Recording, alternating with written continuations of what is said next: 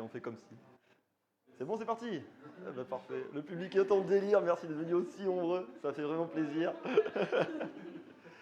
Et vous allez voir que, fine de rien, se poser cette question qui paraît évidente au premier abord, parce que effectivement, quand on parle de montres religieuses, on a tous le comportement de la montre religieuse. Tu connais les montres religieuses? Ah. Et si je te dis que les montres religieuses, elles mangent leurs partenaires, tu connaissais ça? Ah bon bah du coup. Eh bien on va découvrir tout ça du coup. Effectivement, les montres religieuses sont surtout connues pour ça, hein. D'ailleurs, c'est un adjectif qu'on donne même aux gens, hein, quand on dit une vraie montre religieuse, c'est pas souvent qu'un compliment. Alors, pour commencer tout ça, on va pas partir directement dans le comportement, on va commencer tranquillement en sachant qu'est-ce que c'est qu'une menthe. Pas la menthe du Morito, la menthe, l'insecte. Alors, effectivement, les insectes, on le sait, ce sont des animaux. Hop là, qui sont des arthropodes, c'est-à-dire des invertébrés qui ont un squelette externe. Jusque-là, ça va. Donc des insectes. À quoi on reconnaît un insecte? Une paire d'antennes, 3 paires de pattes, 2 paires d'ailes, qui peuvent être atrophiées, mais qui génétiquement existent. Voilà, ça c'est la panoplie de l'insecte de base. Là, on a un insecte. Ensuite, les menthes, elles sont classées dans un superordre, si je me souviens, un superordre assez étrange, hein. Au début, on les avait classées, les menthes, en fonction des insectes qui leur ressemblaient, c'est-à-dire les sauterelles, les phasmes, ressemblaient aux menthes religieuses, on a mis tout ce petit monde dans un groupe. Puis on s'est rendu compte que génétiquement, ils étaient très différents. Et finalement, les insectes génétiquement les plus proches des menthes religieuses, ce sont les blattes et les termites, qui sont tous ensemble dans le superordre des dictyoptères, ce qui n'a pas vraiment de sens. On ne va pas rentrer dans les détails, mais... On est d'accord, ils n'ont pas d'ailes. Les blattes ont des ailes. Et les termites, comme les insectes sociaux, les reproducteurs ont des ailes, comme chez les fourmis. Par exemple, les fourmis ailées sont les reproducteurs, chez les termites c'est pareil. Roi et reine ont des ailes. Donc là-dedans, on retrouve les menthodées même d'ailleurs. Et ce qui caractérise les menthodées, parce qu'il y a plusieurs espèces de menthes, hein, vous l'aurez deviné, c'est ça. C'est-à-dire des yeux écartés sur la tête, une tête triangulaire, un long thorax, voilà, et des pattes ravisseuses. Des pattes justement qui vont permettre d'attraper les proies. Ça, c'est la panoplie de base d'une menthe. Alors des menthes, si je vous dis une menthe, c'est parce que déjà, il y en a beaucoup. Elles sont sur Terre depuis très longtemps. Les premières menthes, elles sont apparues, on estime, il y a environ 100 millions d'années. C'est quand même très vieux, hein, les dinosaures étaient encore là. Alors on le sait parce qu'on a retrouvé des fossiles, hein, des fossiles de menthes. Donc là, on a une menthe fossilisée dans la pierre. Si on la reconstruit, ça donne un truc un peu comme ça. Donc on voit que ça a un petit aspect de blatte quand même, hein. On commence à capter le petit lien qu'il aurait pu y avoir entre eux. Avec des pattes qui commencent à être des pattes ravisseuses. Voilà. Donc là, on a les premières menthes. 115 millions d'années. Hein. Et plus vieille encore, hein, conservée dans l'ambre, qui a été retrouvée il n'y a pas très longtemps. C'était en 2016, celle-là. Voilà, une menthe conservée dans l'ambre. On voit bien aussi hein, les pattes ravisseuses, etc. 128 millions d'années. Donc on commençait vraiment à voir les premières formes de menthes qui apparaissent à cette époque-là. Donc ça fait très longtemps. Donc elles ont eu le temps d'évoluer, les menthes. Elles ont eu le temps d'évoluer et c'est pour ça qu'aujourd'hui on retrouve plus de 2300 espèces de menthes dans le monde, sur tous les continents. On en a en Europe, en Asie, en Afrique, en Amérique, en Océanie, il y en a partout. Et elles sont toutes très différentes. Elles sont toutes très différentes. On a la très élégante menthe chinoise, là, qui est très utilisée aussi en écologie et en biologie expérimentale. C'est un très bon modèle d'étude. On a en Indonésie des menthes feuilles hein, qui miment, comme les phasmes, hein, qui vont avoir un mimétisme de feuilles, par exemple. Voilà. Petite dédicace aux phasmes qui sont à côté, qu'on ne voit pas sur la vidéo, mais ils sont là. Et les menthes orchidées, qui sont parmi les plus belles, et qui, elles aussi, du coup, ont un mimétisme où elles vont mimer des fleurs d'orchidées. Petit fait intéressant sur ces menthes, pendant longtemps, on a cru que c'était un camouflage, que la menthe ressemblait à une fleur, histoire d'être prise pour une fleur et de ne pas être embêtée par les prédateurs. Et en fait, il s'avère que c'est un mimétisme, c'est-à-dire qu'elle ne va pas se cacher, elle va faire exprès de ressembler à une fleur, pour que les insectes pollinisateurs croient que c'est une fleur et viennent se poser sur elle. Du coup, elle attire carrément les proies sur elle. Très très fort. Bon après, ça paraît impressionnant, mais les menthes orchidées, elles sont pas très grandes, hein. C'est des petits machins, généralement. Voilà. Mais c'est quand même très très classe. En France, on a des menthes aussi. On en a, bien sûr, on va parler des menthes de France, puisqu'on parlait de la menthe religieuse. C'est vrai que la plus connue des espèces, c'est la menthe religieuse. Elle est là, elle est partout en France. C'est généralement, quand on trouve une menthe dans le gazon, c'est généralement une menthe religieuse. Voilà, modèle de base, hein, sans option, la menthe religieuse. Mais c'est pas la seule, en France on a aussi d'autres espèces. On a notamment les empuses, qui sont des menthes beaucoup plus fines, beaucoup plus graciles, qu'on retrouve généralement plus sur le pourtour méditerranéen, mais on peut en retrouver dans un peu tout le sud de la France. Ça dépend, c'est plutôt sur les milieux secs et milieux de garrigues. La menthe décolorée, elle a vraiment plutôt un féodé au climat méditerranéen, donc une menthe plus petite. La menthe osselée, qui ressemble un peu à la menthe religieuse, un peu plus petite aussi. Encore une fois sur le pourtour méditerranéen. La menthe d'étrurie et la fausse menthe, encore une fois, qui sont pas très présentes en France, très localisées, mais encore une fois, voilà.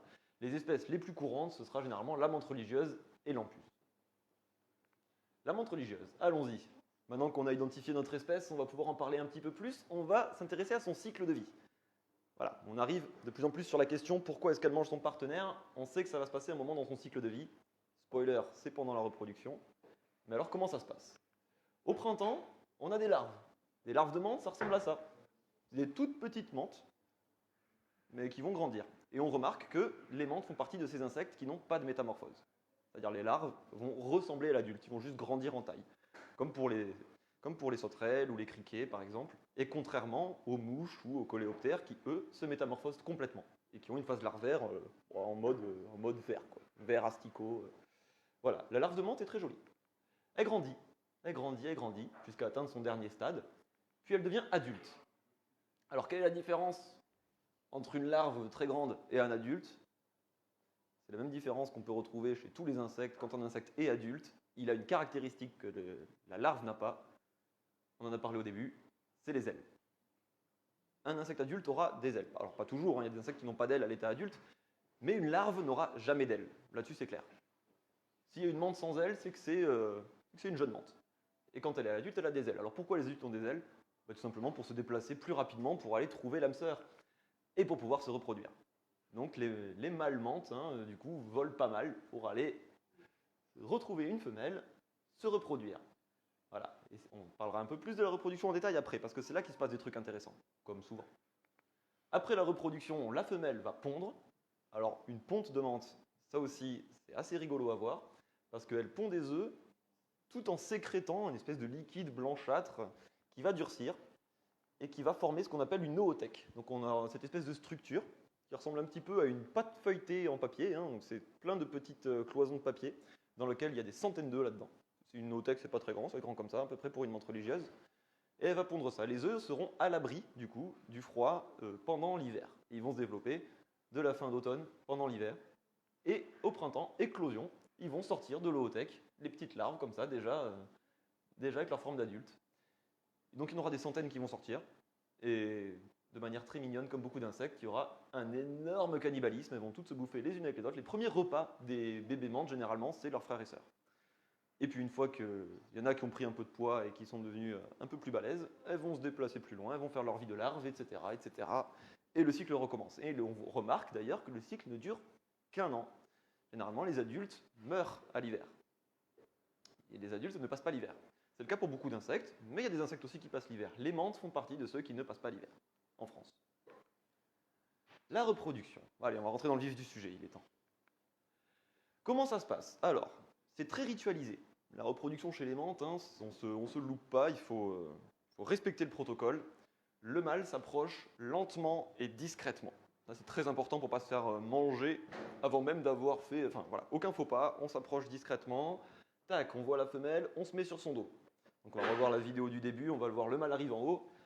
Et hop, tout en souplesse, voilà. On saute sur le dos de la femelle et très vite, on se met bien dans l'axe. Voilà, on ne dépasse pas sur le côté, sinon on est à portée de patte. Donc voilà, bien ritualisé, bien protocolaire. Ça, c'est un accouplement rondement mené. Parce qu'évidemment, une fois que le mâle est sur la femelle, hop, il va tordre son abdomen, ce qui est un peu bizarre d'ailleurs, parce qu'ils ne se reproduisent pas cul à cul, comme les gendarmes ou des insectes comme ça, comme les punaises par exemple. Là, ils sont vraiment sur le dos, et donc il est obligé de tordre son abdomen pour arriver à se reproduire, il faut dire ce qui est. Voilà. Donc effectivement, là, un accouplement rondement mené comme ça, le mâle s'en sort bien. S'il est assez discret, il n'est pas forcément mangé. Il n'y a pas toujours du cannibalisme, la femelle ne va pas toujours manger le mâle. Voilà. Ça, c'est ce qu'on peut constater dans la nature. Alors, question. Voilà. Si la femelle mange le mâle, ça veut dire que, est-ce qu'elle va confondre le mâle avec une proie? Est-ce que vraiment elle se dit, je le mange parce que c'est un repas? Est-ce que toutes les femelles sont cannibales? Est-ce que si jamais elles mangent les mâles, est-ce que c'est juste certaines femelles qui mangent les mâles, d'autres qui ne mangent pas les mâles? On ne sait pas trop. Et finalement, est-ce que c'est avantageux pour elles? Oui. Ah. Il y a marqué faible connexion réseau. Ah, c'est pas très très grave au pire. Mais du coup, il demande d'enregistrer. Est-ce qu'on va enregistrer plutôt que Oh, diffuser. Ça diffuse. Et là, en fait, tu te dis, je sais pas, il y a un Ah, il truc diffuse sur pas? Internet et il veut pas diffuser, mais il veut enregistrer. Ah, bah du coup, enregistrons, mais on enregistre. Et on diffuse. Non, s'il diffuse, tant mieux. Ok, on y va, on continue. Donc effectivement, voilà, on peut se poser ces questions sur les femelles menthes. Alors, les premières observations scientifiques qu'il y a eu sur la menthe religieuse, il y a eu beaucoup d'observations naturalistes, mais à un moment, les naturalistes ont commencé à se spécialiser, à avoir des questions un peu plus scientifiques, avec des protocoles, avec des observations en élevage notamment, et tout ça a commencé en 1860 avec les observations du père de l'entomologie moderne, Jean-Henri Fabre, qu'on voit ici, magnifiquement dessiné, qui, du coup, en habitant dans le sud, avait beaucoup de menthes autour de chez lui, et tous les ans, il en prenait, qui mettait en élevage et qui observait les reproductions. Et il a testé plusieurs choses, il testait en mettant des mâles avec des femelles sans mâles, des femelles avec 2-3 mâles, voilà. Ce qu'il a constaté de ces observations, c'est que la femelle, quand elle était dans son terrarium, mangeait tous les prétendants, tous les mâles qu'on lui proposait.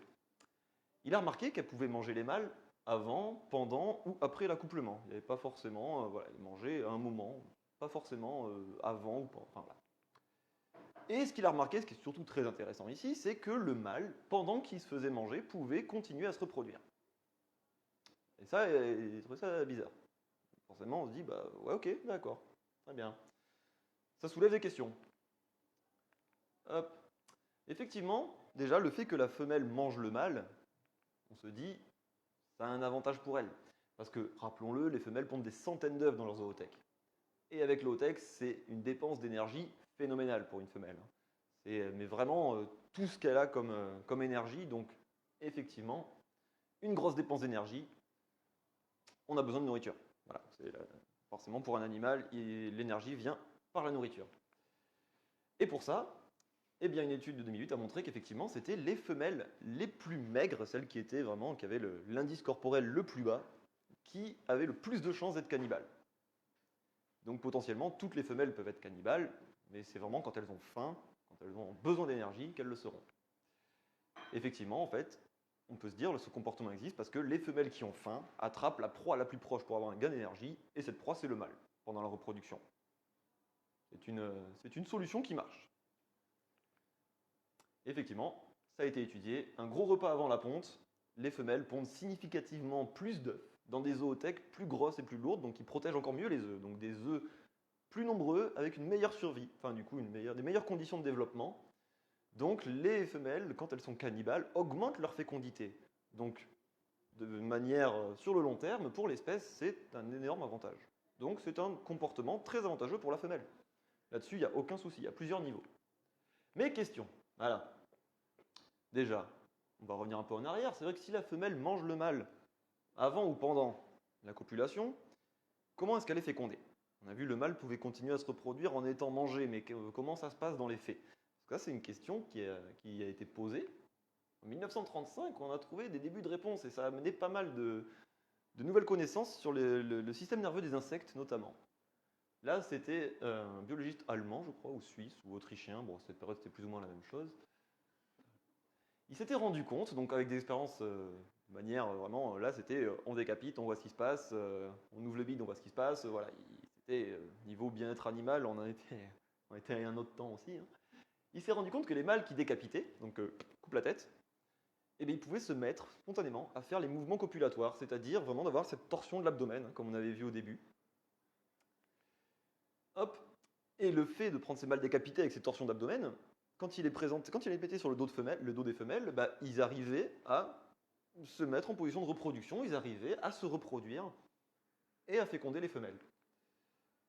Et il s'est même rendu compte que dans ces conditions, bah, l'accouplement il dure plus longtemps et il est même plus intense parce qu'effectivement le mâle ne s'arrête pas jusqu'à ce que bah, mécaniquement son corps n'ait plus d'énergie. Donc fait intéressant et qui s'explique très bien, effectivement une mécanique bien huilée. On le voit d'ailleurs hein, quand on détaille un peu le comportement de la femelle quand elle mange les mâles, elle commence toujours par manger la tête. Elle mange la tête, elle mange pas une patte, elle mange la tête. Elle mange la tête jusqu'au milieu du thorax et généralement, voilà, elle laisse le mâle se reproduire et elle finit de le manger plus tard. Voilà, donc elle mange la moitié, elle laisse se reproduire, elle finit de manger après. C'est pas toujours le cas, mais généralement ça se passe comme ça. Alors, pourquoi? Le système nerveux des insectes, voilà. Il est pas tout à fait comme le nôtre. Nous, on a un cerveau principal, on a des nerfs, Voilà, eux, les insectes, ils ont aussi un cerveau principal, ils ont aussi des nerfs, mais ils ont un corps segmenté avec des ganglions cérébraux un peu partout. Donc c'est pour ça, on le dit souvent, hein, si on décapite un cafard, il continuera à vivre pendant plusieurs jours. Et effectivement, parce qu'il n'a pas besoin de son cerveau principal. Toutes les parties de son corps sont directement connectées aux petits cerveaux qu'ils ont dans chaque partie. Et il s'avère que chez le mâle, le ganglion cérébroïde, donc disons le ganglion subœsophagien, celui qui est pas loin de l'œsophage, pas de souci, il inhibe la reproduction. Ça veut dire que tant que ce ganglion est là, la reproduction n'a pas lieu. Et donc le fait de détruire ce ganglion, si c'est bien ça, hop. Ah oui c'est vrai que du coup, c'est bon. Nickel, merci. Voilà. Une fois détruit, donc une fois que la fonction de reproduction est désinhibée, bah, l'accouplement devient un réflexe un petit peu. Voilà, on ouvre le robinet, ça se fait tout seul. Voilà, il n'y a plus rien. Voilà, on fait péter le bouchon, il n'y a plus rien qui bloque la reproduction, ça se fait tout seul. Plus besoin de réfléchir. Donc effectivement, dans ces conditions, quand la femelle détruit ce ganglion en mangeant la tête du mâle, eh bien la femelle a donc un accouplement par réflexe où le mâle va vraiment faire les mouvements par réflexe jusqu'à se vider de son énergie. Elle récupère plus de sperme de la part du mâle, du coup toutes ses réserves, faut lire ce qui est. Elle obtient donc une meilleure fécondation. Et le sperme chez les animaux est souvent aussi riche en protéines, ce qui lui apporte encore une fois un petit gain d'énergie supplémentaire. Donc question. Allez, on peut se dire aussi maintenant, de voir le point de vue du mâle. On a compris pourquoi les femelles c'est un avantage pour elles. Pour les mâles maintenant, pourquoi certains sont mangés, d'autres non? Est-ce que c'est toujours une question de la femelle, qui est cannibale ou pas, et le mâle y subit? Ou est-ce que le mâle a la possibilité d'éviter ça, sachant qu'on a vu, s'il respecte bien le protocole, il peut s'en sortir? Voilà.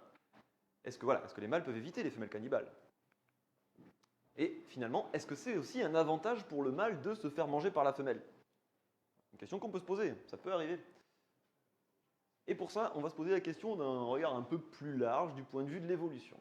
On va voir que dans l'évolution, tout est question de compromis, de bénéfices et de coûts. Alors on va se poser la question, entre un mâle mangé ou un mâle pas mangé, où sont les avantages et les inconvénients? Hop, un mâle mangé, l'inconvénient c'est qu'il meurt, c'est pas terrible. Un animal pas mangé, on l'a vu, du coup il transmet ce qu'il a pour la reproduction, donc il a quand même il peut faire plus de reproduction parce qu'il est encore vivant après, donc il peut retrouver une autre femelle, ce qui peut potentiellement lui donner plus d'œufs. Voilà, donc c'est plutôt négatif de se faire manger, positif de ne pas se faire manger. Mais, on l'a vu, le mâle il transmet de l'énergie aussi, quand il se fait manger, il transmet toutes ses réserves de sperme à la femelle, donc ça fait aussi un apport d'énergie. Donc voilà, la femelle récupère l'énergie du mâle, et ensuite la femelle pond son ootech. Mais, si le mâle est capable de transmettre son énergie directement dans l'ootech, il aura un avantage reproductif à transmettre son énergie, puisque son énergie ira directement à sa descendance, qui porte la moitié de ses gènes. Donc avantage sur la génération suivante. Un peu un sacrifice pour booster sa descendance. Donc il faut se demander la question, comment est attribuée l'énergie? Les protéines du mâle, est-ce qu'elles vont vraiment se retrouver dans les œufs et dans l'ootech? C'est ça la question. Parce que si c'est le cas, c'est un avantage pour le mâle. Et ça a été fait. Ça a été fait en 2016. Des chercheurs qui ont suivi les protéines. Voilà, ils ont réussi à tracer le mouvement des protéines dans tout ça. Comment ils ont fait? Alors, j'allais dire, c'est de manière très simple. C'est pas super facile, on ne fait pas ça chez soi dans sa cuisine, mais c'est pas compliqué à comprendre en fait. Ils ont marqué des protéines avec ce qu'on appelle des isotopes, donc des molécules qu'on peut reconnaître, disons, qui vont se fixer dans les protéines, et donc un peu comme des petits drapeaux qu'on mettrait dessus. Donc si on les retrouve à un autre endroit, si elle a le petit drapeau, on sait que c'est la protéine qu'on voulait. Ils ont nourri des criquets avec ça. Donc les criquets étaient gavés de ces protéines, enfin gravés de ces molécules fixées à leurs protéines, qui se sont ensuite fait manger par les mâles de menthe, voilà. Et ensuite, ces mâles de menthe se sont fait manger par les femelles. Donc reproduction, etc. La femelle mange le mâle, et la femelle va pondre. Ensuite, on récupère du coup les différents tissus de la femelle, de l'ootech, des œufs, etc. Et du coup, on mesure les radiations de ces isotopes, voilà, pour voir la proportion de protéines du mâle, où est-ce qu'elles vont se retrouver. Et il s'avère, voilà. Alors, chez les femelles cannibales ou pas cannibales, voilà. Du coup, les femelles qui mangent le mâle auront quand même 2 fois plus de protéines du mâle. Mais les femelles qui ne le mangent pas en auront quand même quelques-unes, celles qui viennent du sperme. On l'a vu, ça fait quand même une bonne partie. Mais il y a quand même un avantage, le mâle transmet plus de protéines quand il se fait manger. Donc effectivement, un investissement énergétique meilleur pour sa descendance. Donc pas mal. Et fait intéressant, les femelles elles vont faire une ponte, elles peuvent aussi en faire une deuxième, parce qu'elles ne vont pas forcément utiliser tout le sperme pour une ponte, elles peuvent le garder stocké et le réutiliser pour une deuxième ponte. Chez les femelles pas cannibales, voilà, la taille de la deuxième ponte chez les femelles cannibales est 2 fois plus grosse. Donc c'est encore une fois plus d'œufs sur le long terme aussi. Donc le fait de se faire manger, meilleur investissement énergétique pour la descendance, plus d'œufs encore. Donc finalement se faire manger c'est pas si mal. Le fait de se sacrifier pour une ponte augmente sa fécondité. Donc le mâle c'est cool pour lui aussi. Voilà, donc si on reprend notre balance, finalement le mâle mangé il meurt, mais il a aussi plus d'œufs par reproduction et plus d'énergie pour les œufs. Donc c'est un bon compromis. Mais bon, le fait de ne pas se faire manger, c'est quand même mieux. Le fait de pouvoir se reproduire 2, 3, 4 fois, c'est quand même chouette aussi. Donc ça reste toujours très avantageux de ne pas se faire manger. Vraiment, on va se poser la question, est-ce que ça vaut vraiment le coup quand même de ne pas se faire manger? Parce que rappelons-le, l'avantage de ne pas se faire manger, c'est si on peut se reproduire encore. On l'a vu déjà, les mantes de base, pour ça, il faut avoir des partenaires accessibles et nombreuses. Il n'y en a pas forcément. Les mantes vivent en solitaire sur des territoires qui sont souvent assez éloignés. Le fait qu'un mâle aille chercher une femelle, ça fait qu'il quitte son territoire, ça fait qu'il se déplace, qu'il prend le risque de se faire manger, etc. C'est un gros coût d'aller chercher une femelle. Et les femelles ne sont pas très nombreuses. Voilà, il faut aussi qu'il y ait peu de risques, un petit peu trop, peu de risques et de coûts, c'est pas vraiment le cas. Voilà. Le mâle vraiment prend des risques à aller chercher des femelles. Donc c'est pas terrible. Ou alors il faut vivre longtemps pour avoir le temps dans sa vie de rencontrer plein de femelles. Mais bon, ils ne vivent qu'un an. Donc effectivement, enfin même pas un an, une saison, été-automne, donc c'est pas évident. Donc chercher des femelles pas nombreuses, sachant que c'est un gros risque d'aller les chercher et qu'on vit que 2-3 mois, pas évident. Du coup, effectivement, est-ce qu'ils vont rencontrer beaucoup de femelles dans leur vie? Et c'est pas dit. Donc voilà, même s'ils ne sont pas mangés, les mâles, ils n'ont pas forcément l'opportunité de se reproduire beaucoup. Un mâle qui ne se fait pas manger, ça se trouve, il n'ira pas se reproduire une deuxième fois. Donc on peut se dire autant qu'il se fasse manger pour se donner à fond. Voilà, tout simplement. En plus de ça, ça a été étudié, hein, mais début de saison, voilà, les animaux deviennent adultes et tout ça, il y a beaucoup de femelles. Donc là, les mâles, ils peuvent choisir, et ils vont choisir, si on leur laisse le choix, quand ils ont beaucoup de femelles face à eux, ils vont choisir les femelles les plus grosses. Effectivement, ils vont se dire, si elles sont les plus grosses, elles sont bien nourries, elles vont pas forcément avoir envie de me manger. Donc c'est cool, ils vont se dire, si on prend que les femelles les plus grosses, je peux me reproduire plein de fois sans risquer quoi que ce soit. Et là, généralement, ils ont une approche dans les règles de l'art, prudente, etc. On se met bien, on approche lentement, une reproduction qui se passe bien. Mais plus la saison avance, et plus on arrive en automne, et moins il y a de femelles disponibles dans le milieu. Les femelles qui sont déjà reproduites une fois ou deux vont peut-être pas se reproduire 5, 6, 7 fois. Elles ont aussi dépensé toute leur énergie. Voilà. Et bien du coup, peu de femelles, les mâles seront moins exigeants sur la qualité de la femelle. Ils seront carrément, la première venue, ils sautent dessus. Et effectivement, ils sautent littéralement dessus. Ils oublient tout le protocole, ils s'approchent rapidement, ils arrivent un peu n'importe comment.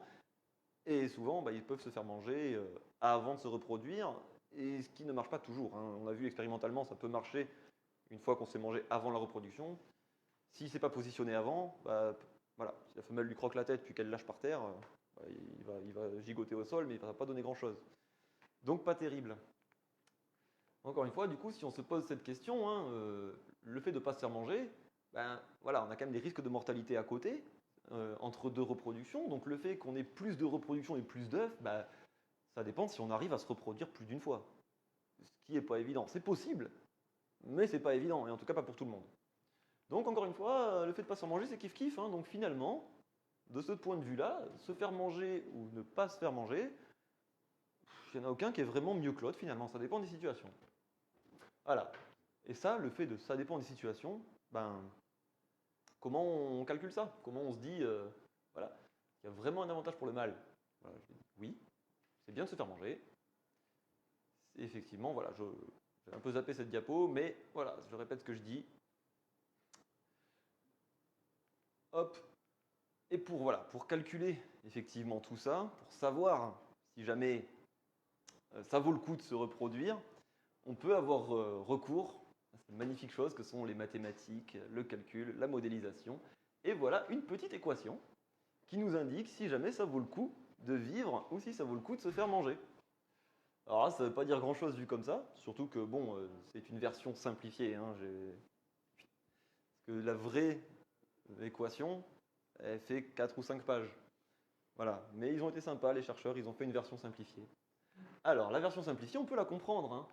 Voilà, ils ont calculé, en prenant par exemple le nombre de descendants qu'ils auraient s'ils se font manger, divisé par le nombre de descendants qu'ils auraient s'ils ne se font pas manger, etc. En fonction de la probabilité de se faire manger, le nombre d'accouplements qu'ils peuvent espérer s'ils ne sont pas mangés, etc., etc. Bref, des paramètres qu'on peut quantifier, qu'on peut calculer par l'observation ou en faisant des expériences. Donc on peut avoir du coup, savoir si ça vaut le coup ou pas de se faire manger si on connaît quelques paramètres sur notre espèce. Et si on définit cette équation sur un tableau, ça donne un truc un peu de ce style-là. Notre menthe religieuse. Alors du coup, notre menthe religieuse, on va la placer ici. Alors pourquoi ici? Parce que, voilà, c'est calculé environ, une menthe qui se fait manger fait 2 à 2,5 fois plus d'œufs, en comptant la survie, etc. Et ça a été aussi calculé en milieu naturel, en observant, il y a environ 30% de cannibalisme dans les reproductions. C'est-à-dire, une fois sur 3, le mâle se fait manger. Donc, c'est ce qu'on observe dans le milieu naturel. Ça a été observé une fois, donc est-ce que c'est vraiment le bon score? On ne sait pas, mais jusqu'à présent, ça a l'air de coller. Donc ok, la menthe religieuse, on peut la placer ici. Ça veut dire que si on suit les traits, ça devient intéressant de vivre si jamais on se reproduit 5 fois ou plus. Si jamais on se dit que dans la vie, on va se reproduire que 3 fois, c'est un avantage de se faire manger et de faire une seule bonne reproduction. Voilà. Ça, c'est théorique, encore une fois. Il y a aussi beaucoup de choses qui ne sont pas prises en compte. C'est très simplifié. C'est juste pour dire qu'on peut carrément modéliser des comportements comme celui-là. Bon, là, ça reste très basique, encore une fois. Ça va dépendre de beaucoup de choses. Voilà. Et dernier point important, histoire d'en rajouter une couche, parce que là, on se dit, ça y est, on a trouvé la solution. Non, il y a aussi des trucs auxquels on ne pense pas, parce que là, on se dit, voilà, un mâle, une femelle. Il n'y a pas qu'un mâle et qu'une femelle dans la nature. Les femelles, elles peuvent avoir plusieurs partenaires. Et parfois, en même temps, voilà, on peut avoir une ribambelle de mâles qui vont se jeter sur une femelle. Donc, on a aussi une compétition. Voilà. Il y a en plus de ça un sexe ratio, on appelle déséquilibré. Il y a plus de mâles que de femelles de menthe religieuse. Donc du coup, il y aura beaucoup de compétition. Et les mâles devront réduire cette compétition entre eux. Ils devront se dire, si je veux me reproduire, il faut que je me reproduise avant les autres. Il faut que je me reproduise plus longtemps. C'est-à-dire, il y a différentes choses. Se reproduire plus longtemps, ça marche bien. Ça veut dire que du coup, je bloque la femelle. Si je me reproduis pendant un jour entier, il n'y aura aucun mâle qui passera. Pourquoi pas? Ça marche. Et ne pas être le premier. Alors pourquoi ne pas être le premier à se reproduire avec une femelle? On peut se dire justement au début, c'est bien, si on se précipite, on est le premier, c'est cool, après on peut en faire d'autres. Être le premier mâle, ok, on féconde la femelle, mais elle ne va pas forcément pondre tout de suite. Et si un autre mâle passe derrière, quand elle va faire sa ponte, elle n'utilisera pas forcément mon sperme non plus. Donc peut-être qu'on se reproduit avec une femelle, la femelle se reproduit avec un autre mâle, et quand elle va pondre, peut-être qu'elle fera la ponte de l'autre mâle, et nous, passe à la trappe. Donc, faut faire attention à ne pas toujours être le premier. C'est même mieux de passer après les autres dans ce cas-là. Ce qui est bien une première dans l'histoire de la reproduction. En conclusion, finalement, on a fait un peu le tour de tout ce comportement. Et on en arrive à la conclusion que le cannibalisme sexuel, donc le fait de manger le partenaire pendant la reproduction, c'est un comportement qui est finalement la conséquence de nombreuses causes.